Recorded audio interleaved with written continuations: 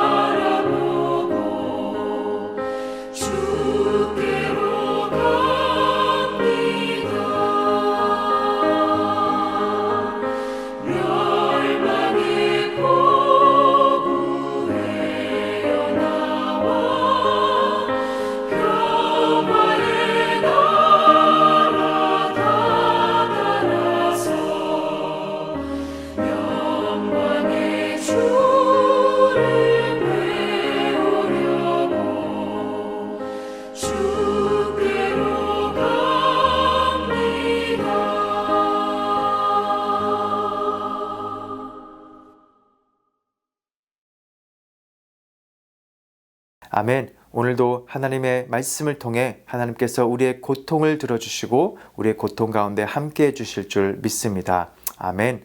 오늘의 말씀은 열왕기하 6장 24절에서 7장 2절의 말씀, 함께 하나님 말씀 읽겠습니다.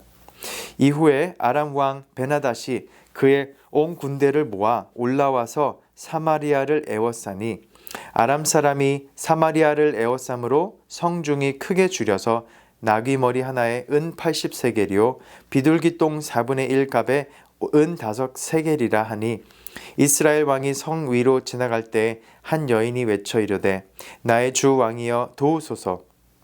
왕이 이르되 여호와께서 너를 돕지 아니하시면 내가 무엇으로 너를 도우랴? 타작마당으로 말미암아 하겠느냐? 포도주 틀로 말미암아 하겠느냐? 하니라.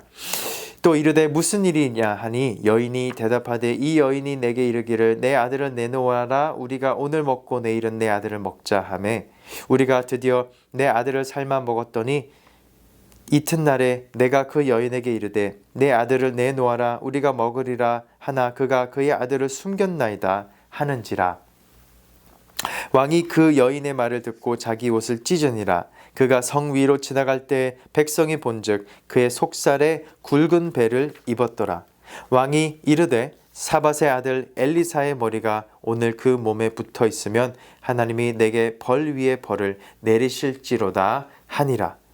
그때 엘리사가 그의 집에 앉아 있고 장로들이 그와 함께 앉아 있는데 왕이 자기 처소에서 사람을 보냈더니 그 사자가 이르기 전에 엘리사가 장로들에게 이르되 너희는 이 살인한 자의 아들이 내 머리를 베려고 사람을 보내는 것을 보느냐?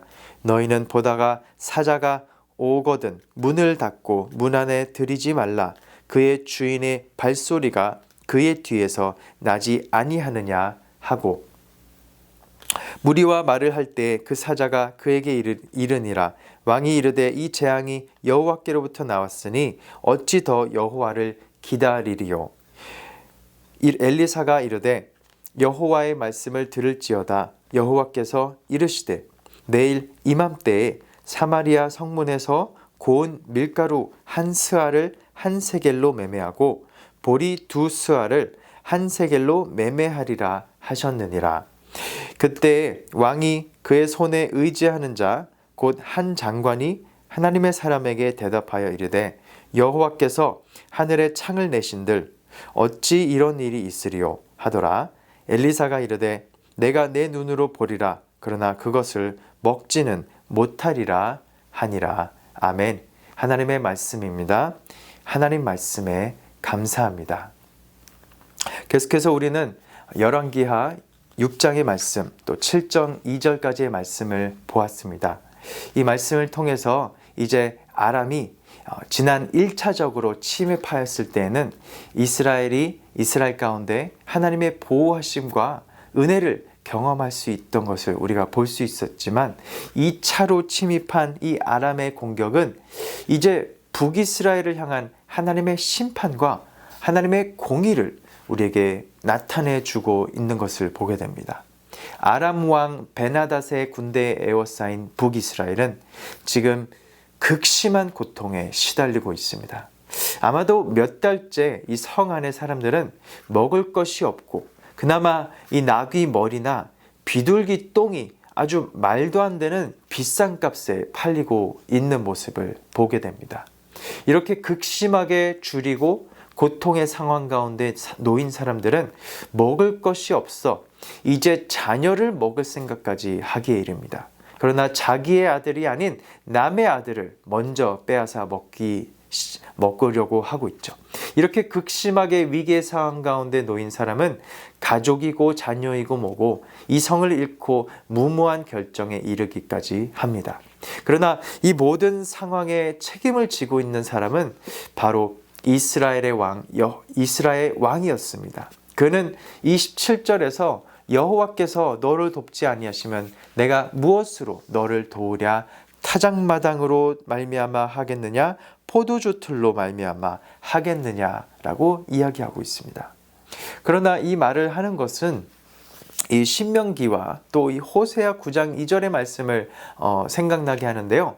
그때 통해서도 나왔듯이 하나님과 맺은 이 언약 관계가 깨졌을 때 이것이 심판의 결과로 임하는 징계임을 나타내고 있는 것입니다. 그러나 이러한 심판과 징계의 큰 책임이 있고 하나님과의 그 언약 관계 안에서 하나님과 하나님의 백성 사이에서 이 큰 역할과 책임을 가져야 하는 이 왕이 이런 말을 하고 있다는 것은 어불성설이었고 자신의 책임을 회피하고 있는 모습밖에 안 되는 것입니다.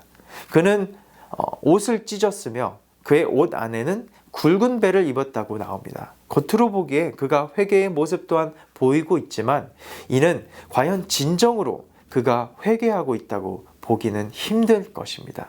겉으로 보기에만 갖출 것은 갖췄지만 그의 삶과 행실이 진정한 이 회개의 모습을 보이고 있지는 않기 때문이죠.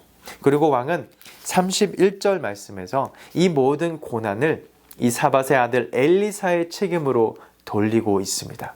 그리고 사신을 보내어 당장 그의 머리를 베어 올 것을 명하게 됩니다. 그때 엘리사는 그 사신이 이르기 전에 왕이 자신의 머리를 베려고 사람을 보내옴을 알고 장로들에게 그를 드리지 말라고 하게 됩니다.